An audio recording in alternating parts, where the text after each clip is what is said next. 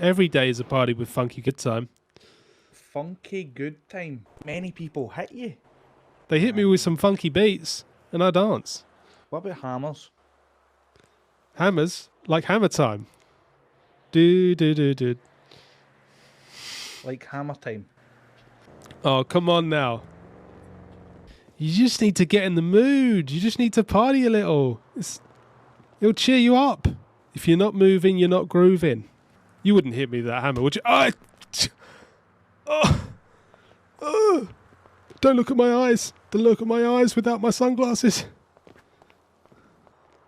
I'm bleeding. Oh! I'm okay. I'm okay. I can still party. I'm dancing. I hope you've learnt that lesson. So so you don't want to party? Okay, Henry. Will, Henry doesn't like loud noises. Could you turn your music down, please? Yo, what the fuck did you just say, sir? Okay, yeah, sorry, Will. Yeah. Oh, now you just mashed up my speaker. All right, come on then, you little green fuck. You come on. And what blood? Yeah. Fucking come on here. Fingers. Oh, what the fuck? Hey, he's biting Will's fingers. Hey. Oh, where did he go? I'll shunk you up, blood.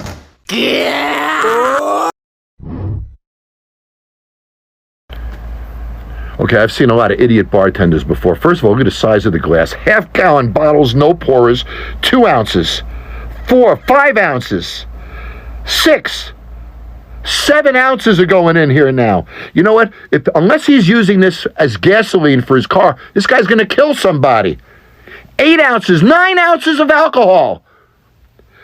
Oh, a little hit of cola? Ah, that makes it all worthwhile. How about some fruit juice? Ha ha! There goes the fruit juice. Would you drink this?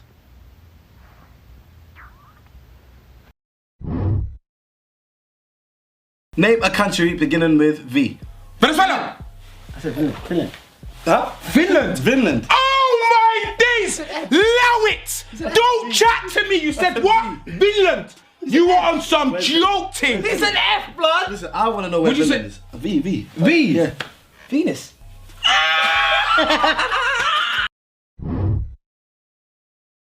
Not even an entertaining story, because he just like one day when we were walking home from school, he just decided, fuck this guy, and he turned around. He was walking in front of us. He turned around and wanted to fight, and I knew of judo, so I just kind of grabbed his arm and put him on the ground and didn't want to fight anymore. It's amazing how fast people give up when they're under you. Out of ideas, we need to go abstract. Purple, orange, lemonade. Nah. Ha ha ha! Grr. Wow.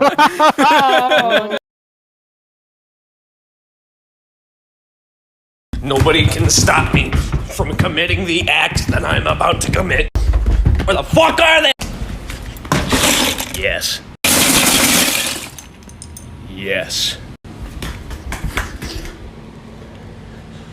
Yes. Yeah! My notepad. Stuff him kinda late, but damn, that dress is a 10 out of 10. I'm not short. I'm not short, I'm tall. I'm not short, I'm tall. God damn it, I'm not short. I'm a tall boy. What's a conspiracy theory that you 1000% believe in? I'll go first. Well, since it popped up on my dash yet again, we're all taught the story of the Great Flood, and I'm not talking about in school. No matter what religion, no matter what culture, you are taught a flood myth. It might be the 40 days and 40 nights. It might be the flood that swallowed the Tigris and Euphrates. It might be the flood that washed away all of North America. It might be the flood that sank Atlantis. And we're all taught the reason for the flood was wickedness or hubris. But what if it's something else? What if the grand architect of the universe, whoever you may believe that to be, what if he created something, or something he created in turn created another something? Something that was too powerful, too strong, too much, something that he viewed as a mistake. And maybe something rings true in that famous Spy Kids 2 line. Do you think God stays in heaven because he too fears what he's created? What if God created the flood not to wipe out the wickedness of man, but the wickedness of something else? Something that we know today as the Skinwalker, the Wendigo, the Nephilim, the Giants, the Jotnar. Just a thought. Current favorite app on your phone? I have such a good app. I have this app that like you can type in any name and you have them call you. And so like if you want to get out of a situation, you just like type their name and they'll call you and you'll be like, oh, this person's calling me. I gotta go. And it's just so helpful. It's amazing. You should let me know what this app is. It's just, let me find it while Sadie gets her answer. Fake I'm not call. really on my phone all the time, but I guess when I am, like music, just like the Apple Music app or Spotify. Oh, yeah. Or my camera. That's what I use the most, I guess. Spotify would probably be my favorite. I listen to my music on there.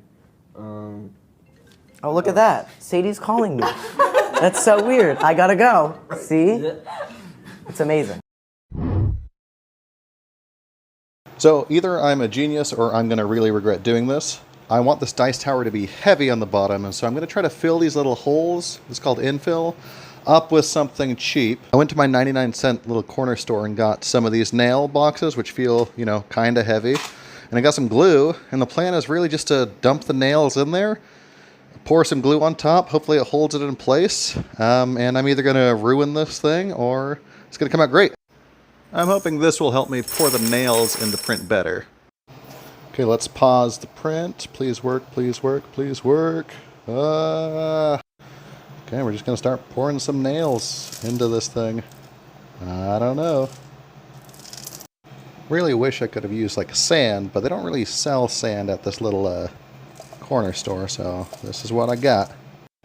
Now, is this too many or too few nails? I'm not sure. I don't think there's really a process for this. The idea with the glue is not to really like glue stuff, but just to kind of hold stuff together so it doesn't shake later. Will wood glue dry when it's sealed like this? I don't know. I just know I'm going to miss one of these little cells, and I'm going to have one little screw rattling and shaking at the end. I think this whole underside of the staircase is going to be sealed in, so maybe I go ham here. Nails, nails, nails, nails, nails. Here we go.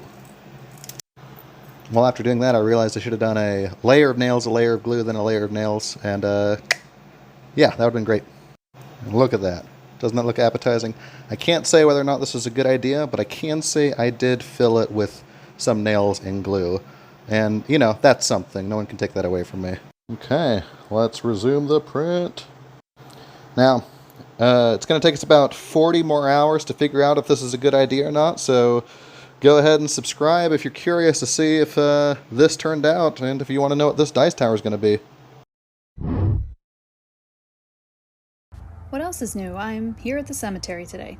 If you follow me for a little bit, you might remember Lottie. I cleaned her grave a while ago. Check out that video if you haven't seen it. Today I decided to clean the grave of her sister, Fanny. And yes, I know some of you are going to giggle at that name, but it was a pretty common name in the 19th century. I have two sisters of my own, and I figured that one sister couldn't look that much better than the other one, so here we are. Fanny died at the age of 21 in 1887. Her cause of death, as I mentioned in Lottie's video, was tuberculosis. The term for that at the time was consumption. A lot of times people in the comments will tell me that they thought consumption referred to alcoholism. I don't know if this is because we still use the phrase alcohol consumption to describe how much someone drinks, but regardless, in a historical context, consumption was the word for tuberculosis. It was called consumption presumably because tuberculosis left untreated essentially consumes a person. Sometimes the infection can last months, or up to a year, or maybe even more. The person coughs up blood, becomes very gaunt, becomes weaker and weaker until eventually they die. These days we have a lot of good treatments for tuberculosis as well as a vaccine, but it's still not a disease you want to go through. And for people who lived at the time that Fanny would have lived, it was probably pretty terrifying. Another term they used at the time for tuberculosis was white plague. Fanny was married to a man named Abner Blackmer, which sounds a little funnier out loud than I thought it might.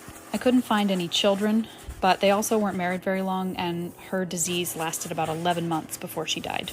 Abner went on to marry a woman named Lizzie.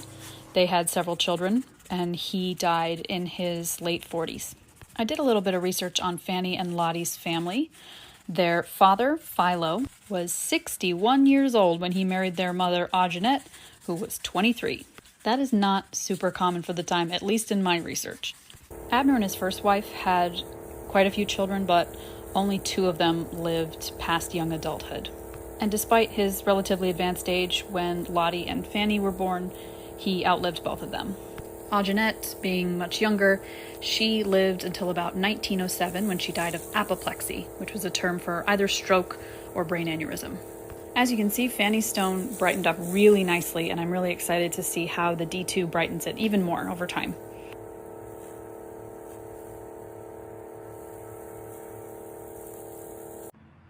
Here it is after a bit of drying time. What is the number one thing holding you back from dating again? No. Every fucking day, there is some kind of fucking Harlem boys. That's the fuck boy.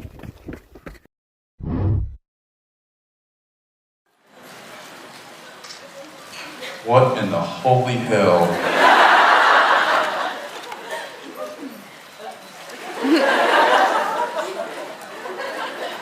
What is this?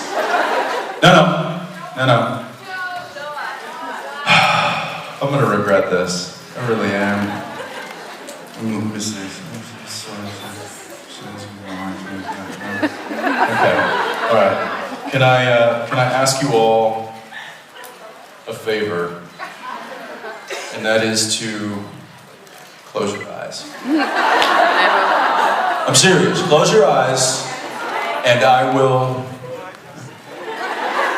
then I will tell you to open them, and I apologize. Everybody's eyes closed. Close them. I'm serious. If I see eyes open, can I get the house lights on? Are there house lights? I need house lights. Oh. No? I can still see people. Eyes are open. I see you. I see you. Shit.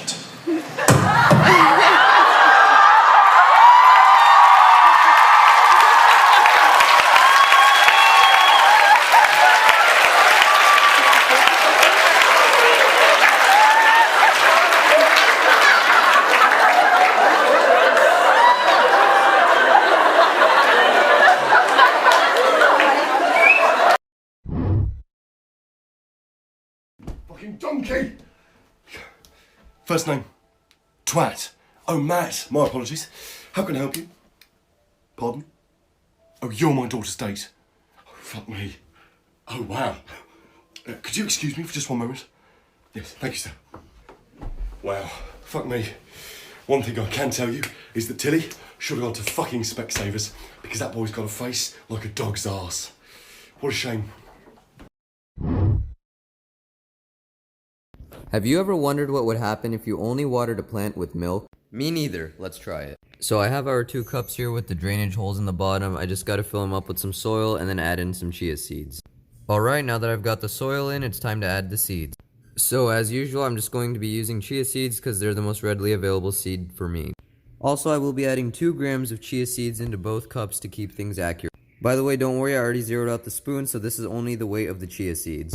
I also realized I forgot to label these, so I went ahead and did that. Alright, first 2 grams are going in, and yes, it's okay for the seeds to simply be on top, as they will still be able to grow roots into the soil and sprout successfully.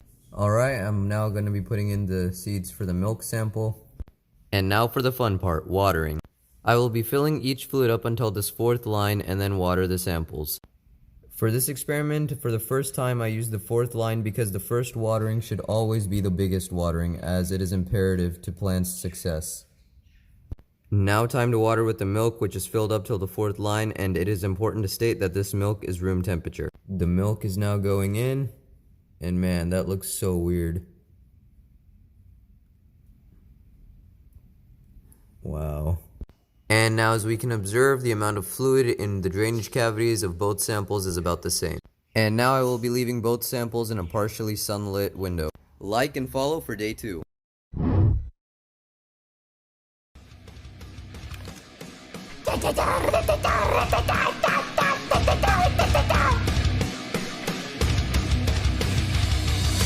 Yeah! No!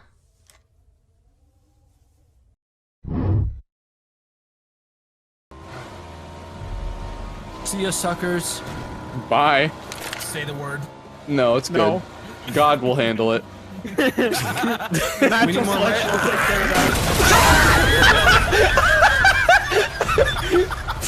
And God has acted.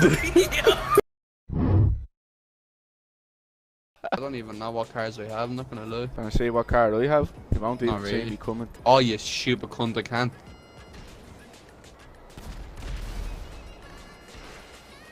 Yeah, dirt. Oh, maybe not.